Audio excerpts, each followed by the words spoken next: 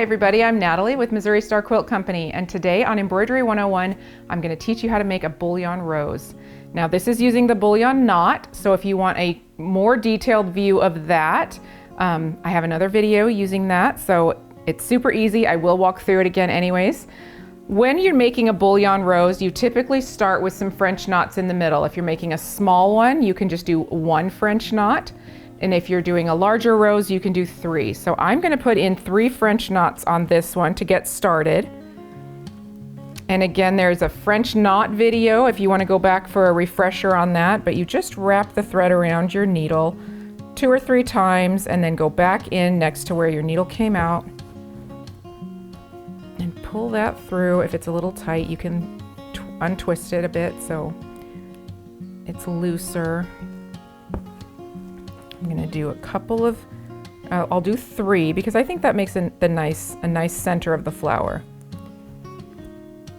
These tend to work out really well if you've got almost a little bit of a triangle for overlapping these knots.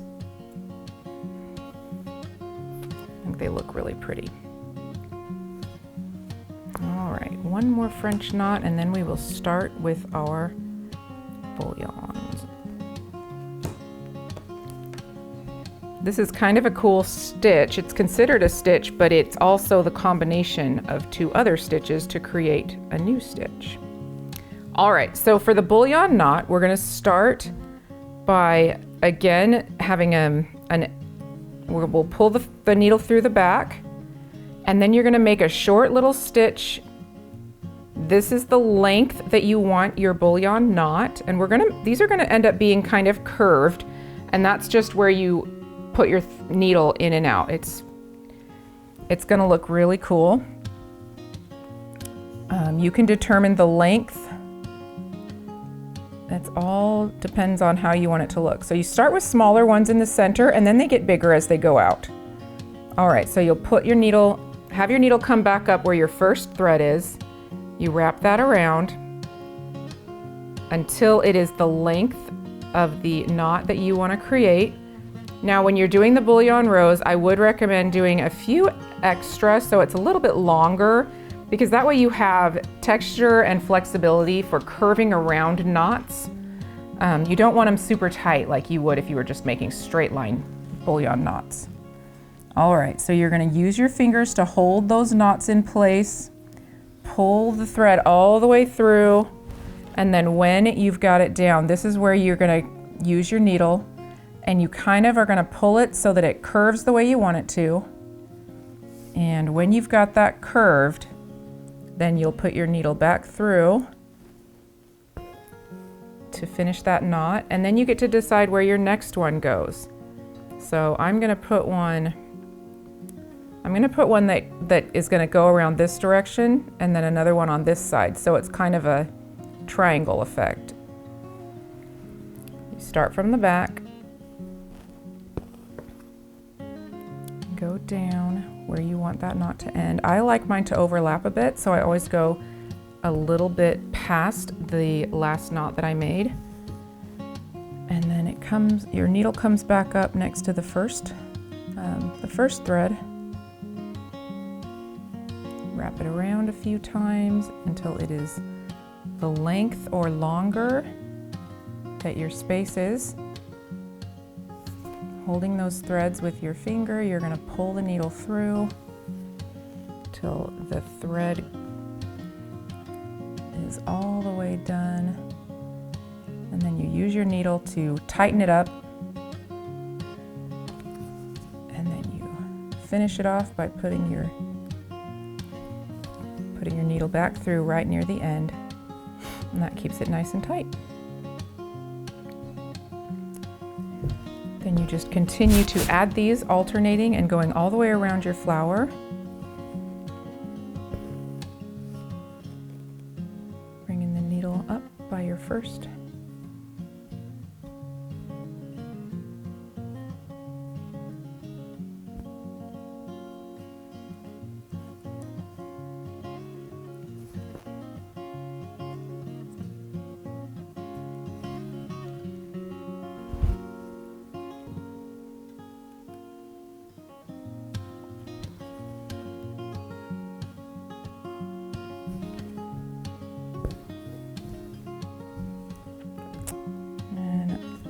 I'm gonna do one more and then we'll go and I'll let you get a closer look.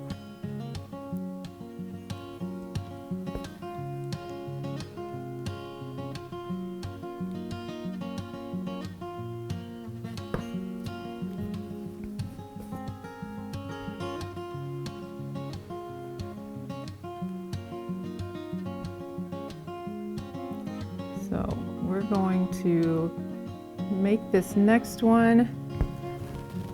I'm going to make it go along here. Don't worry about doing these exactly in the lines because you're making a flower and they're all different.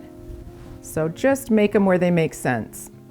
So I'm going to go down here so that it kind of covers both ends of these two.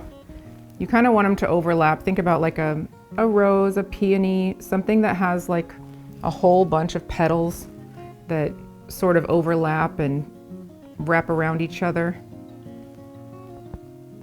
We're wrapping the thread around the needle so that it's a little bit longer than our space because we want these to be kind of lumpy. It makes them look more like flowers. It brings out that really pretty texture. All right, so once we've got it wrapped around, we're going to hold it with our fingers.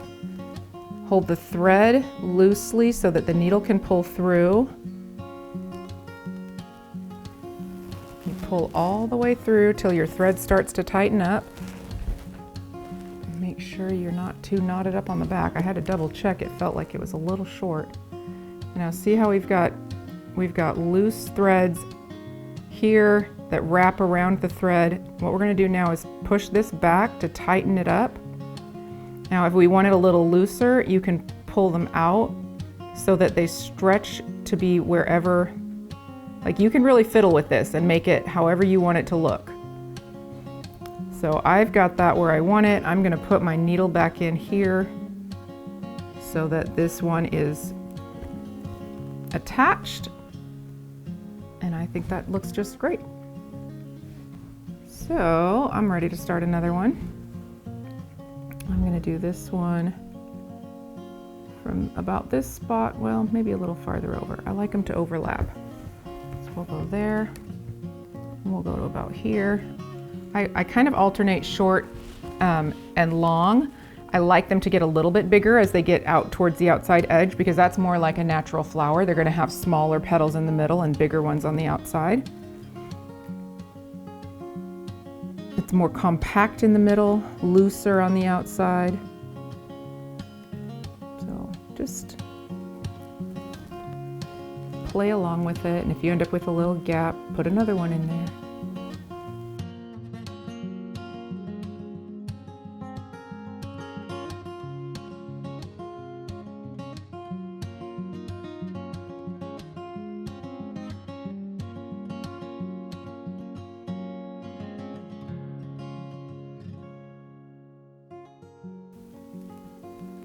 You are just going to continue doing these, as many as you need to, until your flower is the size that you would like it to be.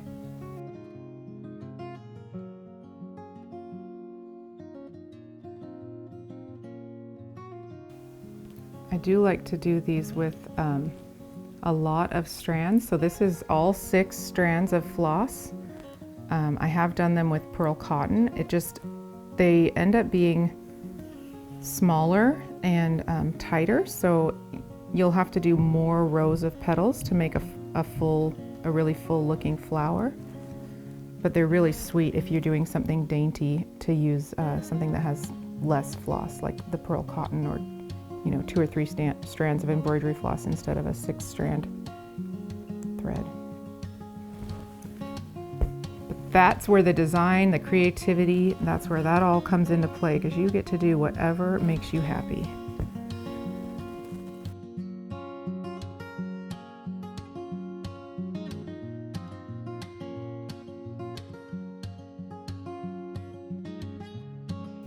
I'm going to try and pull this one around a little bit by loosening it up and just kind of making that go where I want it to. So I'm going to stretch it out a bit and have it come down there. So I think that looks really nice. I'm going to start kind of ending this outer layer on this side because I think it looks pretty good this way. And go all the way up to this one.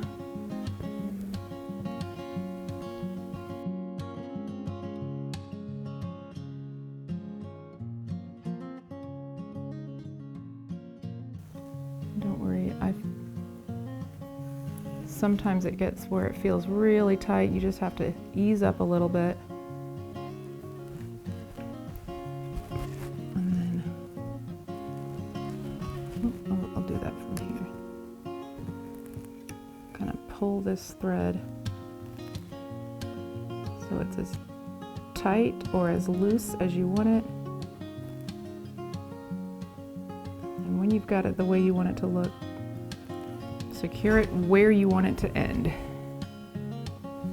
And that's it. That is the Bullion rose.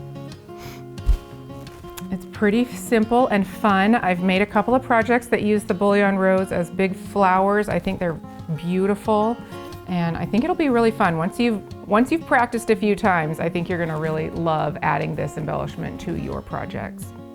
If you enjoyed this video, there's lots more where that came from. I have a whole channel called Embroidery 101 where I teach you what you need to know to get started and also give you tons of tips and ideas to refresh your memory and help you to advance in your embroidery journey. So click the link below and I hope you enjoy. Happy stitching!